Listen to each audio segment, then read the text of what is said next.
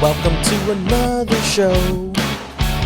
Welcome to another show with Spencer and Jacob, yo. Took a couple months off and now we're back at it. Here in a new place, cause we're back at it. I don't know what I'm about to say. This beat is very crazy, I'm a Backstreet Boy, hey. Cause you know I got plenty of bars. I'm not going to behind the bar. There's 30 seconds left of this. Are you serious? Cut that shit off. Cut. Oh, each one tells how many seconds is there. You just having fun. I was just trying to figure out what was what. Hit him with the fairy dust. Go on, Playboy. Yo. Welcome to another episode of the How'd I Get Here podcast, the podcast for positivity, progression, and finding your own path. It's Mr. Brown, Broken Guapo. 10 toes down, big head up. Some people know me as Socrates, but I don't give a fuck. It's been a while. It's been a while since you've said something like that. Yeah. Yes, welcome.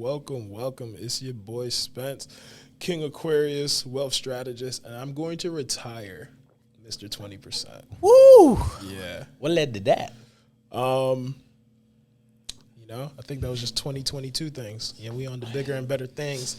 That's what she said. And I'm My bad. operating at a solid 45% right now. Ooh. Talk nice to him. You know what I'm saying? So, kicking it back off. Also, we in a new space in case y'all ain't noticed. Yes. I love the aesthetic. Facts. I love this room. I feel like the podcast has seen us in a couple new spaces. Bro, you know what? I was telling somebody earlier that like we're supposed to be doing this. You know what I mean? Because like every time we come to like a bump or something, It just works out. It just works out. Like we are supposed to be doing this podcast. I mean, granted, we're the best podcast in CT, and I say that humbly. Hit him with the fairy dust. Hit him with the fairy dust. But it's like, yo, the shit just happens we make it happen, but it happens for us. Facts. So we are now at the Collective Space Studio. It is the new WeWork in Windsor, Connecticut. It's dope. It's black owned. It's beautiful on the inside.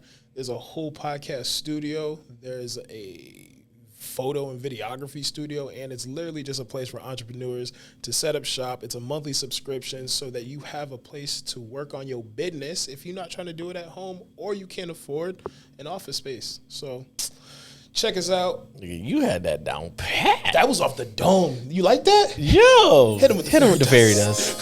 Hit him with the fairy dust. So, yeah. Let's kick it off with a question. I ain't had a question in a while, man. So what does your ideal day look like? Whew. And not like today, like in a perfect world, you wake up and you live your ideal day. What'd that look like? So my ideal day takes me to like vacation. I thought you could say Vegas, but That could be vacation. okay. I don't need to set an alarm. Okay. I can just wake up At 6 a.m. right. Yeah. Wake up, walk out balcony onto some sand near a beach. I got some fresh fruit right there. Probably some mangoes, some kiwis. Some nani. Is that a fruit or is that what I think it is? I think it should add to the fruit nutrients group. Yeah, some vitamin C in there, you heard, if you do it right.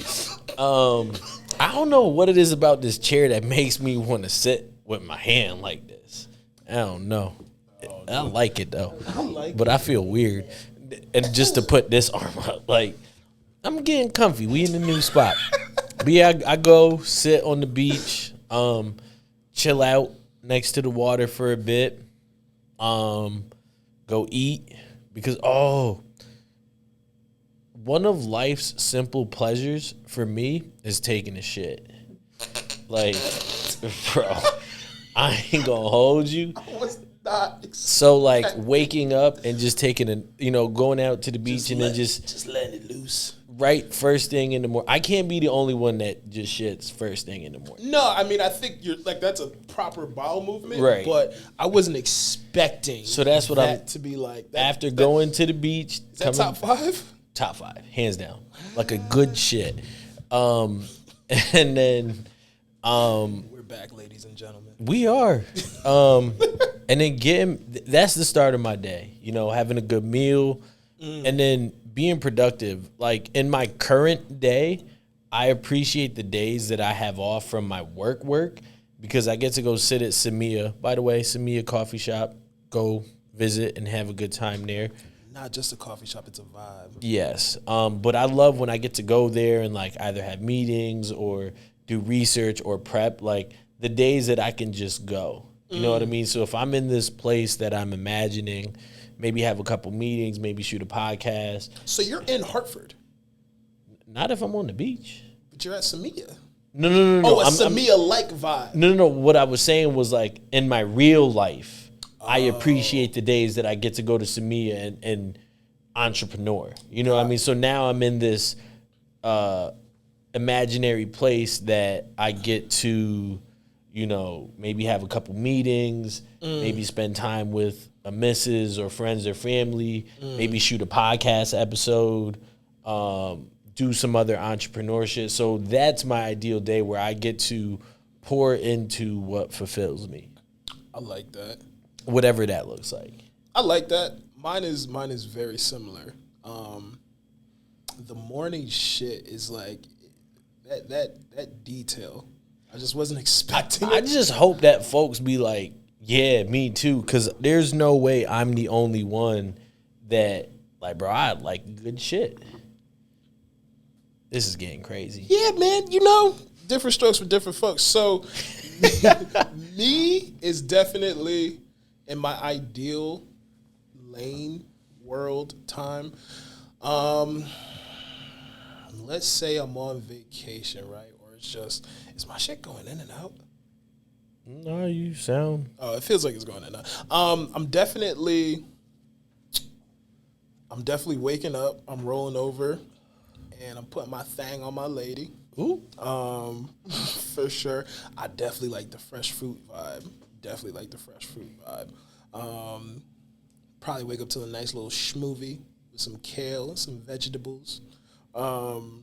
Walking out into a beach is cool, but I would just like to see like a dope scenery. It could be like a city skyline, something I could just sit on the porch, maybe have a little piece or something.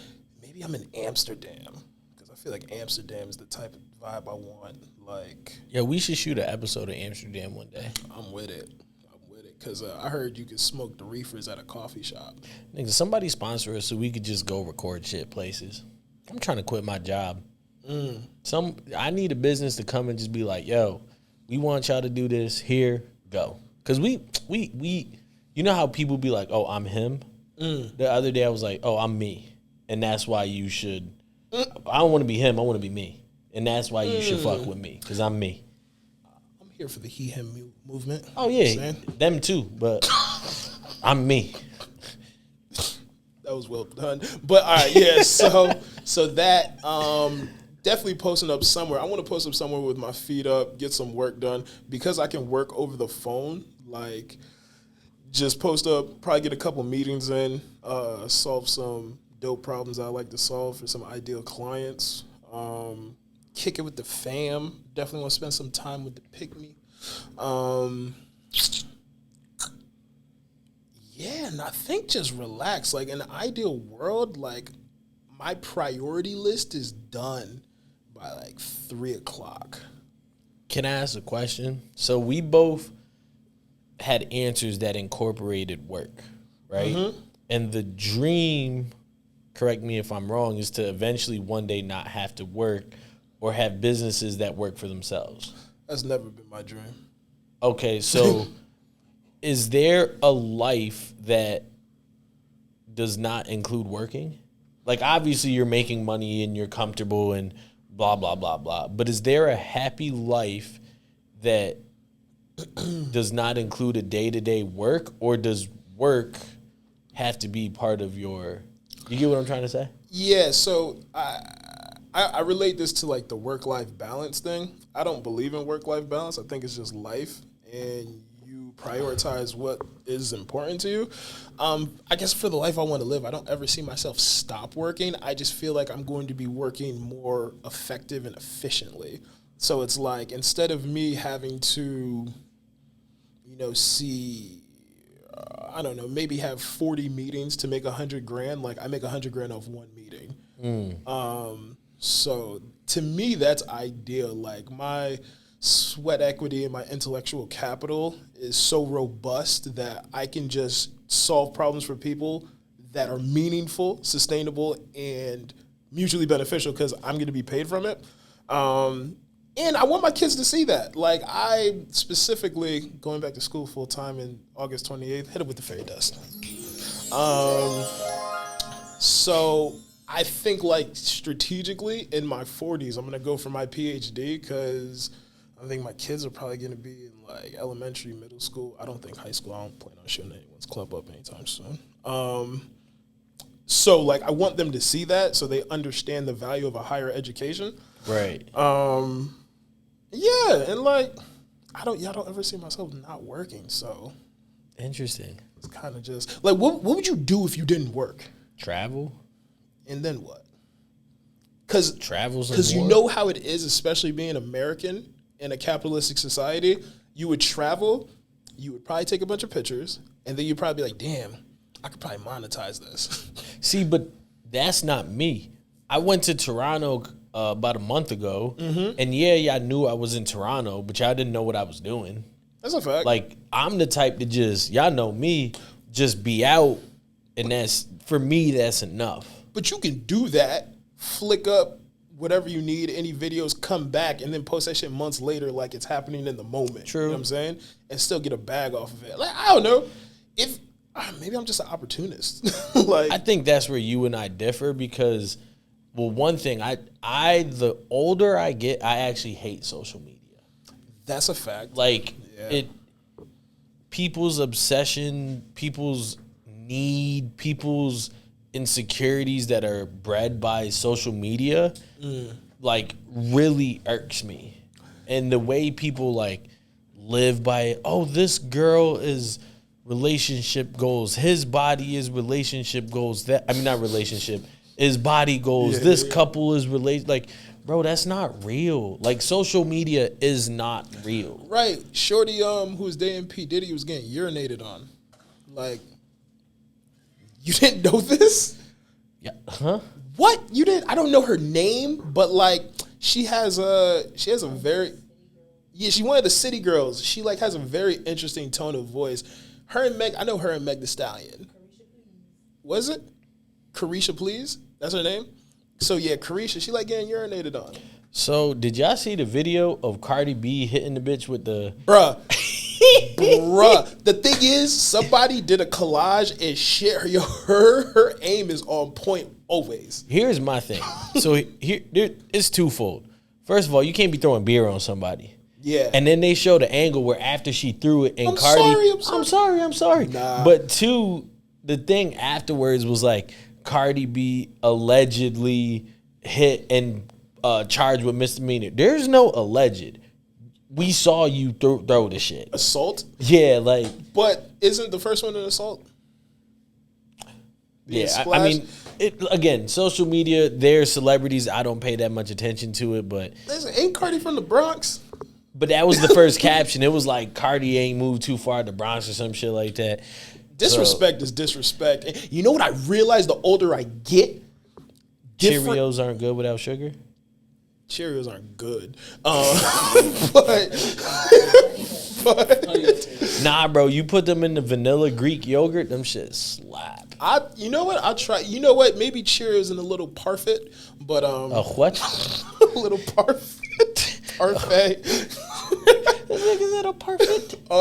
He went to France.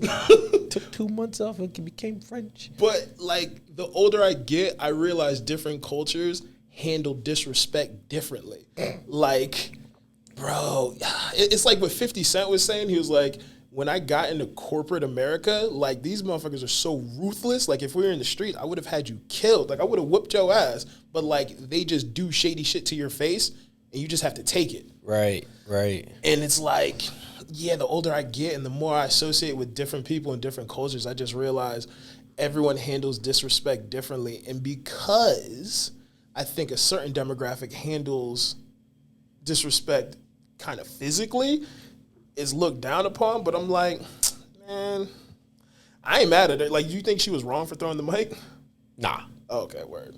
I either would have threw the mic or crowd surfed and threw a Masvidal flying knee. I just, like, it was impressive. Like, pow! A chancla, bang! But she's got videos doing that, too. Like, I guess on Bad Girls Club, she caught a shorty with the pow! Like, yeah. Hey, Cardi, come on the show, bro. Let's talk about this shit. Fact, bring Offset. Yeah. Aliens are real. Yeah, like, who the fuck cares? Like, I think we knew that. Like, it's like we've already addressed that. Like, you even said, like, there has to be other life outside of us. Like, so if aliens are real, like, cool, but, like, bro, taxes are too. So, like, bro, I genuinely hope, I was actually saying this earlier today, I genuinely hope that when I'm around like 45, 50, right, I hope that I'm still healthy and mobile. Yeah.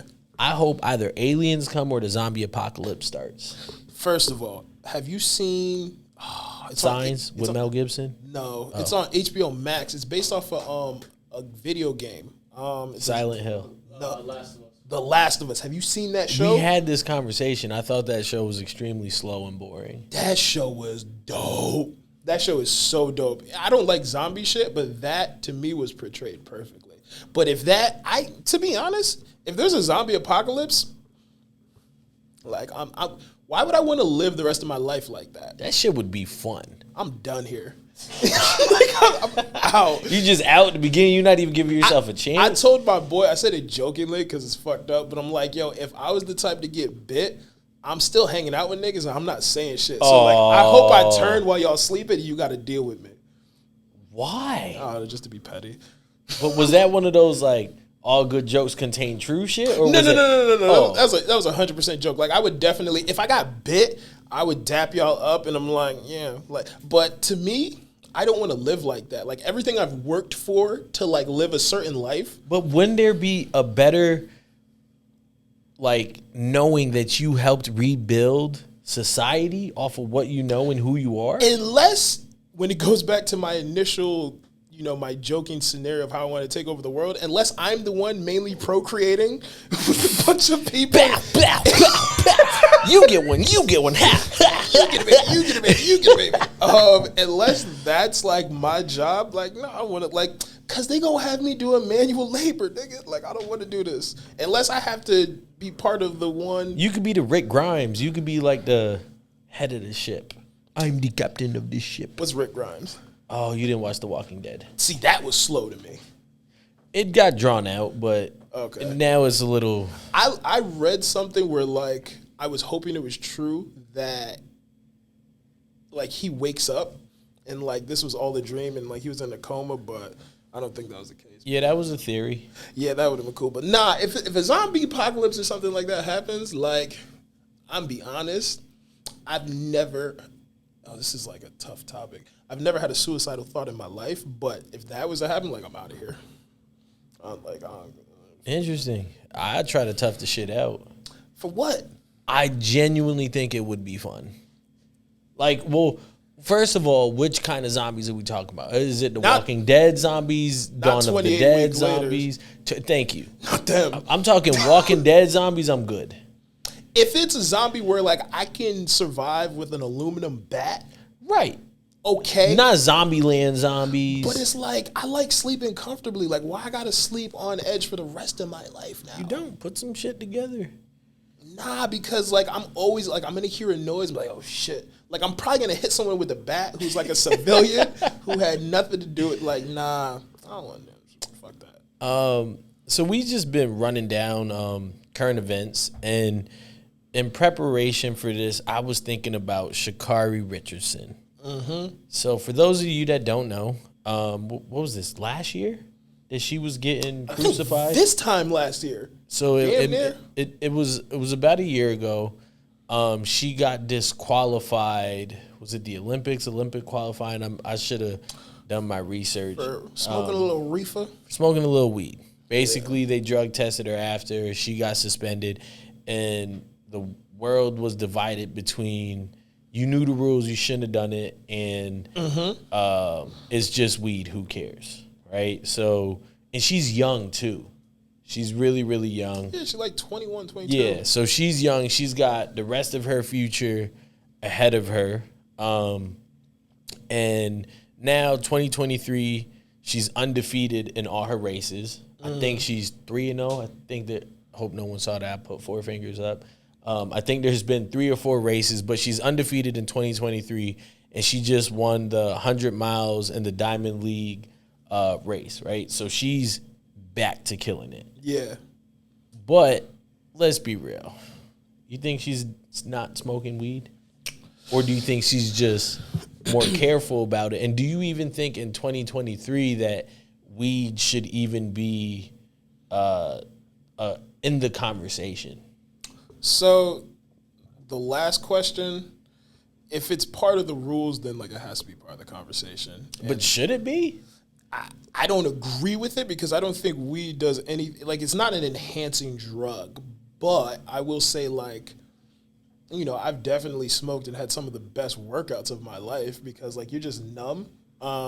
Interesting. Yeah, like, weed and pre-workout is like a Super Saiyan form type of workout. But I think all professional athletes, I would say 95% of professional athletes, based on what I've heard them say via Twitter, TikTok, like podcasts, like smoke weed. So here's my thing. I personally do not partake. Well, I'm not a recreational smoker or marijuana taker person, right? Like occasionally I can't sleep, I'll take an edible, call it a day. So yeah, you do it for I feel like all weed smoking is therapeutic benefits, but. So to your point, I think there are way more pros than there are cons.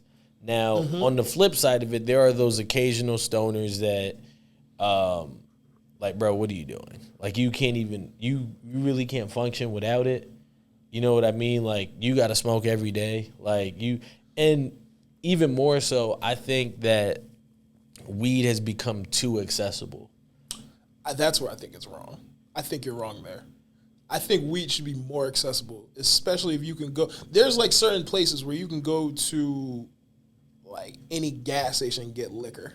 So here's why I say it's too accessible, because it's now easily accessible to children. So it's alcohol. We could talk about that, right. but in regards to weed, right? Well, in regards to any substance, there's definitely more benefits to weed than there is alcohol. 100%, right? Like, you're not getting any health benefits of drinking Henny, whiskey, whatever, right? Yeah. Weed can help with your anxiety. It can help you sleep. It can lower blood pressure. Joint pain. All that stuff, right? But for a 13-year-old who might be smoking recreationally or abusing it or smoking too much, you're not doing it for those benefits. And unless it's prescribed to you or it's being managed how much you're taking, I know 13-year-olds that can go to a bodega and get a CBD pen. I know 13-year-olds that could find weed just as easy as I could find a bag of Doritos. I love this topic. So that's why I say, like, it's too accessible now. Whereas, like, 5 years ago, it might not have been. Was that a good fairy dust? This is just a segue, fairy dust. So, to your point, you also, working in the school system, you also know 13-year-olds who, if they were partaking in it, they probably don't have the emotional intelligence to understand why, but it's probably a trauma response, and they just want to feel either numb, feel warm and fuzzy, or just feel a certain way that is outside of the norm, because the norm might suck at home. I literally had a therapist say that because you have to have some sort of PTSD in order to be prescribed like a medical marijuana card. She's like, I don't know any person of color who doesn't suffer for some type of PTSD. True, but not disputing that, but you as a 31-year-old man, right, can monitor and responsibly use that more than a 13-year-old.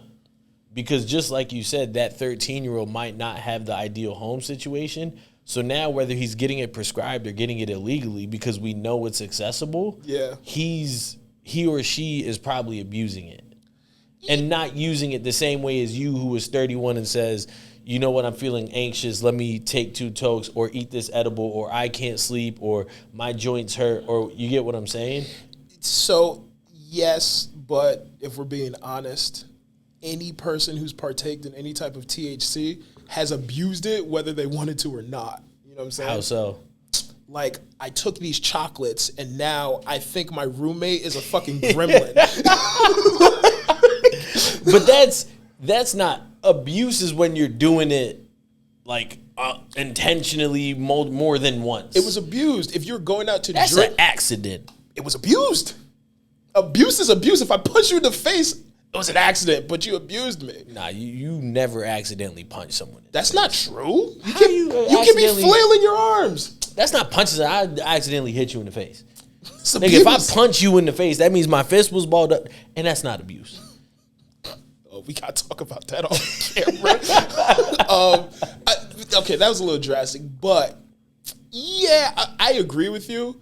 I'm not saying a 13-year-old should be smoking weed, but I also don't think that these kids should be prescribed Adderall, which is way more detrimental to them than the proper dose of THC to calm their nerves and help them focus. And that's why I say a child, there's other outlets, right? And if they're prescribed something, why not make it marijuana but make it regulated? They shouldn't be able to go to the Citgo on New Britain Ave and get weed.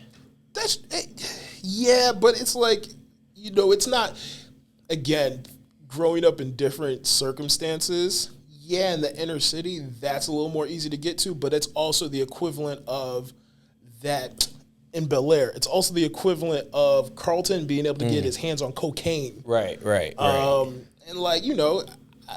back in the day, you got to think of how many parents probably had whiskey or shit in a decanter. And their kids are just like, oh, what's this, apple juice? Like, It's interesting you say that is kind of just part of our reality. Yeah. Right? So how do you sell Lucy's everywhere. Sorry, go. Hey. So how do you then deal with that? If it's part of our so let me put you on game. So our school, right? Have you been to any concerts or comedy shows recently? Yay, nay? No. I don't know. So I went to Kevin Hart a little over a year ago, and literally every comedy show that I've been to since then that's not at the Funny Bone gives you these little pouches, right? You throw your phone in it. You get to keep they lock it. It's like magnetically locked. And then at the end of the show on your way out, they unlock it. You take your phone out, give them the pouch back. And it's basically to ensure that while you're in there, none of the show is getting recorded or anything like that, right? So that way you can keep your phone. We don't got to kick you out, blah, blah, whatever. There are 4 schools in Hartford Public Schools that are adopting that practice with the students. Are they middle schools, high schools? I know 2 are middle schools. I don't know what the other schools, but I know they're doing it 6 and up. So it's middle schools and high schools. If my child's in middle school and they have a phone and you take it, I'm going to have a problem. No. The kid gets to keep the phone. They just have to put it in the pouch and lock it for the day. And then at the end of the day, right, we unlock it. You take your phone out and go about your business, right? So I say all that to say my principal told us, hey, we're doing this next year. And I said, listen. At your school? At my school, right? So I said, bro, first of all, that's $19,000 that you're spending on these pouches. Hartford got a lot of money to spend. Right? That's problem number one. You're spending $19,000 on this bullshit. Secondly, I said, what's going to stop these kids when their phone vibrates from cutting a hole in the bottom of this thing? It's a magnet. There's already a rule in place that says every day kids that have phones need to hand them in to the homeroom teacher, and at the end of the day, they get them back, right? These kids are already not doing that. So what is going to then make them put this in this pouch? You get what I'm saying? So there are problems. There's just the wrong solution. Yeah, because that solution, the homeroom teacher, how many kids are in an average class? 20 to 24. 20 kids are going to hand in their phone. Let's just say the average phone is $1,000.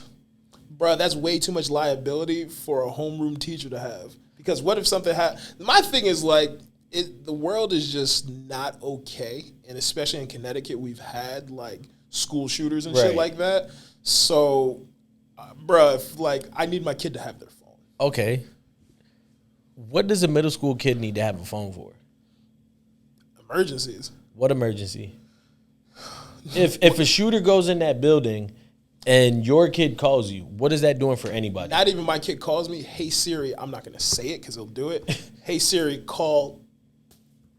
You don't. Okay, so there's five people in my building, right? Mm-hmm. That at a push of a button, 911 is called.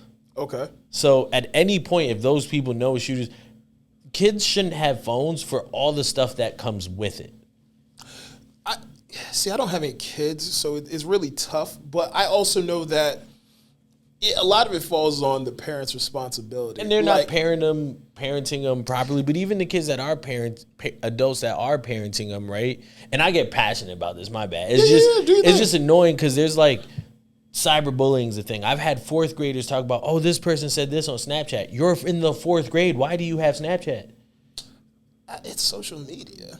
But the thing is, like, so all of that, like, through iCloud, as a parent, you can also, like, pick and choose what your kids can download and what they can't. Right. Like, the Apple ID can be tied to your shit. But, yeah, I mean, I guess in a perfect world, this all comes down to your parents. I mean, there was a point in time, like, my parents put the fear of God in me, just in general, right? Like, I didn't want to do anything because I knew when I got home, I was going to be reprimanded, right?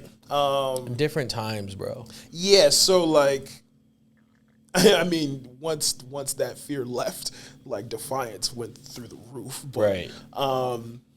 Yeah, I think, I don't know, like, I think if you play a sport, you definitely have to have a phone. If my kid's walking back and forth to school, you definitely have to have a phone. Somebody said that argument to me. Or if they go on a field trip, I would like you to have a phone to take pictures. That might be the only time, although in today's day and age, I think it would actually be dope to give them a disposable camera and give it that vintage look. And we went on a field trip last year and the kid had a disposable camera and I was actually blown away. I was like, that is the coolest thing I've ever fucking seen. Who your daddy? I don't know. So like, who your mama? But, but someone said what you said. Yeah. If they're walking home, right? Mm-hmm. Here's what I said. If I go run, I go to kidnap you, right? Yeah. All right, I'm clearly not kidnapping you. Yeah. Okay, us three go to kidnap you. We might have a chance then. No, right, I'm a kid, yeah. You're a kid. We go to kidnap you. First thing I'm doing is tossing that fucking phone. But it's going to geo-fence. Like, it's going to say, you could put a geo-fence if you're walking home that within this mile radius, like, I know exactly where this phone is. Right. Spencer, right here, right now, we are on Windsor Ave. Yeah. I'm kidnapping you. I throw this phone in the bushes and take you 20 miles away. That phone being on Windsor Ave is irrelevant. If I'm a smart kidnapper, the first thing I'm doing is getting rid of your phone. So you walking and having a phone actually does nothing for you. And if you're not a smart kidnapper listening to this podcast, thanks a lot, Jacob. Well, so I guess Apple does have those Apple tags which is nuts. I saw somebody's like, if you want to be with me, you have to swallow this. I'm like, yo, like, Oh, that's wild. why you need to know where I am all the time? But that's wild. I guess that's such a drastic thing. Like, but if I'm being kidnapped, again, hey, I don't want to do it, but like you could say it, and it'll cover you. Yeah, hi Alexa, call this, and then at least like the police. I think the police have a way like as soon as you call, it pinpoints where you are. Okay, yeah. I mean, maybe kids should have phone, maybe they shouldn't. Whatever. I just know if your kid doesn't have a phone till like high school, it's gonna be the kid that gets made fun of, unless they're dope at sports. Bro, that was me. I had my first phone at 16 and I had to buy it. But phones just came out when we were like in 8th grade. Had yeah, like the first iPhone I remember came out, I think I was in 8th or 9th grade and my dad had it. I was just like, oh, this is so cool. Remember pushing to like you had to push the letter multiple times to get the. I just referenced T9 texting today and the person's like, I don't know what you're talking about. I was like, damn. You had the brick and the snake game on the shit. Bro, those phones were fire. You played the games? Yeah. See, those phones, I used to text in class. I could look right at you, text a whole paragraph. So it's funny because I was going to talk about how weed is now legal in the NBA, but we kind of got off the weed conversation, so I'm not going to circle back. But since we're on the conversation of kids, right, I'm now back at Bloomfield High as the head coach, soccer team of the boys. Hey. Very, very... Fuck, that's the wrong one. My bad. What? You had it. You did the applaud. No, the other one. There we go. Thank you. The one is crazy. Really excited about it. And I have this one kid who's fucking weird, right? That's not nice. No. It's interesting though, right? Because if you look at him and you hear him talk, it's like, bro, like I need you to. He even says it like, Coach, I don't have confidence, right? But as soon as he steps on the field, the kid works hard, and he's actually good. Like I actually think he's gonna be our X factor in a lot of games, right? He's the strangest kid I've ever met in my life, right? What makes him strange, interesting, weird? The way he carries himself, like the way he talks is just like strange. Like what can you, like Urkel strange or like? He's got a little bit of Urkel with a little bit of Roger from Sister Sister. He's a weird blend. Oh. Yeah. Oh. So he's kind of like a Clark Kent kind of person? Just not as cool. Clark Kent wasn't cool. He's cool to me. That's a want. But sure.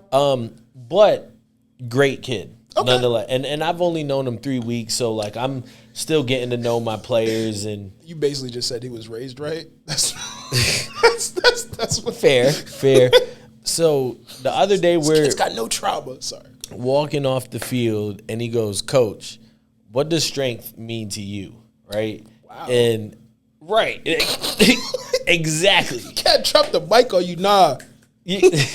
And I was like, bro, I just finished coaching for 4 hours. It is 8:30 at night. I'm not having this fucking conversation with you. No. Okay. Right? So then I said, well, I don't know. What does strength mean to you? And he says, I think in order to define your strength, you have to first define your weakness. And I was like, how old is this kid? He's going into his sophomore year, junior, so he's 15, black? 16, African, yeah. Oh, he watches anime. That's a fact. I'll be willing to bet. Ask him next time you see him. Word. But he said, in order to define your strength, you have to know your weaknesses. And I was just like, wow, if I was not so tired, I would really dive into this conversation with you. See, but you deprived him of education. No, we had a small, from the field to the car, we had a slight conversation. Okay. Met his mom and yada, yada, whatever. No, not that. So, yeah, let's go there. What does strength mean to you? Whew. What does strength mean to me? I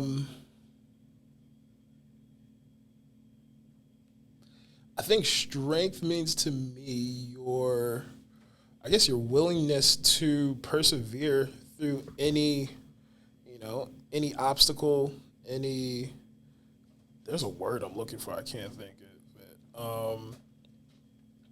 Yeah, I think strength is just doing things that you want to do, doing things that you don't want to do, knowing that you need to do them, like discipline, routine. Yeah, I don't think it's anything physical. I think it's all mental, personally. I watch a lot of anime, too. My Hero Academia has been my shit. Remember Gundam Wing? Yeah. There was only one. It's kind of like Digimon. There was only one Gundam Wing that I liked, that the ones actually changed and they were inside of them. Then there was like a bunch of Gundam Wings where like they were outside of the Gundam while they were fighting. That sounds stupid. I'm like, this is weird. For me, strength, I tie into commitment. And there's this saying, and I'm going to butcher it, but commitment is doing what you did long after the feeling is gone that you said initially what you said it in. Yeah. Right? It's something like that. It ties right? into what I was saying, yeah. And it ties in with that, but I think a lot, right, about how I was when I was playing soccer, right? And go-getter, grind. And sometimes part of that is gone, but then also sometimes I think part of that has evolved to just be smarter, right? But strength for me is one of those things that it's like being kind of like my player said, being aware that I can't do everything on my own, right? Addressing those weaknesses and committing to, okay, I can do this, but I can also ask for help here. Yeah. You know what I mean? Because a lot of times people are too prideful to ask for help, or too prideful to admit when they're wrong, or too prideful to say, bro, I ain't got this shit. You know what I mean? And I think a big part of strength is putting your pride aside and knowing when to speak up. Ooh, I like that. Strength is putting your pride to the side and knowing when to speak up. Yeah, all of that resonates. Definitely with knowing your strength. I mean, knowing your weaknesses. Yeah, because it's really hard to be strong if you don't know where you're weak. Right. So, interesting. Where does fear play into strength? Because there's this saying that I stumbled upon in high school. Now looking back, and it sounds like really silly, but it was like, fear is not a weak trait. It's a trait of the weak. Fear is not a weak trait. It's a trait of the weak. Right. My shit didn't go in and out when I just said that. Well, I think you were like chicken head in the mic, so it was not bobbing in the mic. Fear is not a weak trait. It is a trait of the weak. So it's not weak to be fearful. Fear is not a weak trait. So if you have fear, you're a weak person. Interesting. I think. Everyone's scared of something, and that's why it doesn't make sense, because fear. If you do have fear, it makes you a weak person. It makes you human, right? Yeah, like if you don't have fear, then you're not human. It's funny. The Joe Rogan podcast, he said that.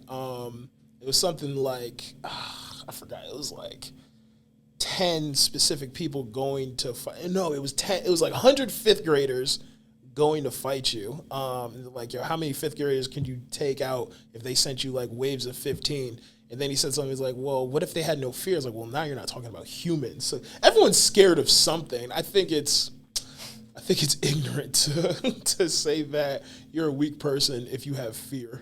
I think you might be a weak person if you don't overcome your fear, depending on what it is. Or acknowledge those fears. I think that acknowledgement and acceptance are two things that a lot of people struggle with. Like, I think a fear of bugs is kind of silly. Unless that bug is huge.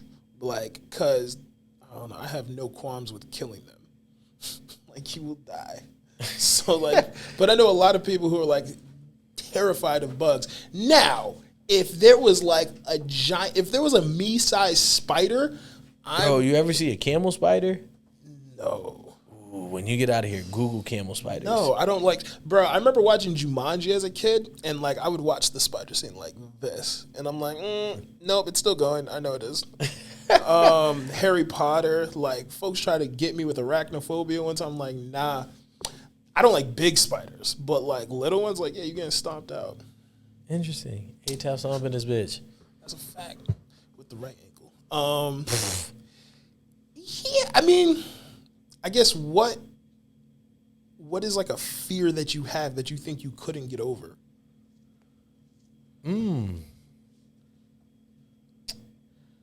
A fear, so this may or may not answer your question, right? A fear that I have conquered but still lingers is my fear of heights. Oh, yeah, I'm with you with that. Granted, I've gone skydiving. I've gone cliff diving. I hike mountains, right? But I will get to the edge of a mountain and freeze up. Bruh, but that's valid because you know death is on the other side. Bro, I'll be in a building that is 4 walls and be like, yeah, I cannot walk to the edge of this room. Oh, if you're in a skyscraper, like, and you wouldn't go to the window? Oh, that's different. Like, I found out that I was scared of heights on a rope course in my freshman year of high school. Like, I climbed up, I walked out to the thing, and I was just like, oh, nah, bro. My knees started shaking. I'm like, it's going to be better to go back down because if I fall, I just feel like this rope's not going to catch me, bro. This rope not going to do what it's supposed to do. I'm out. But that's that thing. This is what gets me through my fear of heights, and maybe after this thought we could wrap up, right? I know I was put on this earth for a purpose, right? Whether you believe in God, tree, brick, God. Allah, whatever you believe in, right? Yeah. Like, I know I'm here for a reason. That's a fact. And there's certain things that I encounter that, like, nah, that's not how I go out. You know what I mean? Like, and you think heights is it? No. But that thought, this isn't how I'm supposed to go out, gets me through, like, all right, bro, we about to jump out this plane. We about to hike this mountain. We're about to, you get what I'm saying? Like this, like my story, because I always say when I die, they're going to make a movie about me and Jaden Smith is going to play me, right? This is not how I go out. You get what I'm saying? So my thing is, too, back to your fear of heights. You're very well traveled. Like, you hop in a plane probably like 10 times a year. Bro, I'm asleep before the plane even takes off. For real? Bro. You missed the best part. I either wake up while we're going back down but to me, a plane is like, bro, this shit was designed to get me from point A to point B. Like, I know this plane not about to go down. I wonder if your ears pop in your sleep. Like, sorry, my bad. Wow. You know, your ears pop when you go up. Yeah, that's interesting. I've never thought of things like that. Because in my head, I'm like, no, this could be how I go. Like, to me, I'm just like, yo, sometimes, you've never been in the car with someone who drives crazy and you just like, yo. Oh, yeah, nah, them the ones that, yeah, this like, motherfucker wild. But, like, my thought would be like, damn, this is how I'm going to die. I'm going to die in this car because you're going to do something stupid. That's how Drew feels about when I drive. Really? But it's because he drives like a grandpa. You drive slow. My bad. Bro, I go an average 82. We live in Connecticut. Like, what does that mean? I don't know. I don't know what. Oh, maybe I drive fast. I don't know. You do. Do I? Yeah. Like when I'm driving in the car, you're like, damn, this nigga's out. Wow. But it's not fast and out of control. But it's fast. Maybe I just got a heavy foot. You know. Some size 13s. Facts. But yeah, bro. Learn something new about myself. We've been chopping it up for about 52 minutes now. The comeback. Bro, it just feels good to be back in front of the mic, bro. I miss this. I ain't gonna hold you. Yeah, Yeah. Like, we done bullshitted this episode. We done said some shit. We done got to know some shit about each other. Sha'Carri Richards, please come on the podcast. She kind of tough, too. Bro, I'm about to just start tagging motherfuckers and letting them up. Like, I mean, I already be tagging motherfuckers, but there ain't no reason why y'all not on the best podcast in CT. Y'all be coming to CT, too, so y'all need to... We should slide in the DMs with the voice message, because I think when them shits get posted, it's the funniest thing in the world, bruh. Bro, just do yourself a favor and come on the podcast. Y'all stop in CT, come holla at us. Yeah. We're not hard to find. You can find me at Matty D's Friday, Saturday. I'm like, just kidding. Never mind. That wasn't a question for the podcast. The answer is no. Aw. Yeah. Oh, he got the buttons already figured out. Hit him with the fairy dust. Majestic. But yeah, bro, this feels good to be back on the mic. Yo, hit him with your one time, and 15 seconds of fame. Yes, sir. Whew, I am ill-equipped for this one. So I don't know if I've said this before, but I went to a conference and it was she was such a dynamic speaker. Like, I was actually captivated by everything she was saying. But her main thing was to live unapologetically in your why, no matter what that looks like, because there's no reason to be fearful or insecure about what other people think, because you're individually dope within your own self. Some people just don't know how to live within their why and how to teach people to get the best out of them while living in their why. So that's my 15 seconds of fame. Live within your why. And definitely check out this dope space. It's the Collective Space here in Windsor. It's dope. We're going to tag it. Facts. Guys, thank you for tapping back in with us. This is going to be another great season per usual. Spencer, good to see you again. I know folks been busy. Ash, Bri Bunny. It's good to be back, bro. I'm looking forward to this. My 15 seconds of fame, I had a meeting the other day with folk over at Trinity College. And damn, wait, no, that's all I'm going to say. Oh, all right. And that was it. I just had to, like, show that niggas is doing shit. Like, we took a 2-month hiatus for a reason. My bad. Y'all not ready. But I spoke to Dean Sedlers, and he left me with this. He said, free ain't free. And we had a conversation about that, and it resonated with me. I've been thinking about it since we spoke, and I see Spencer thinking about it. I want y'all to think about that. Bro, slide in the DMs. We respond. Free ain't free. But what is free is this fucking podcast, because it's the best fucking podcast CT. We back. We here to take over, and y'all not fucking ready because it's a wrap. Hit them with the fairy dust.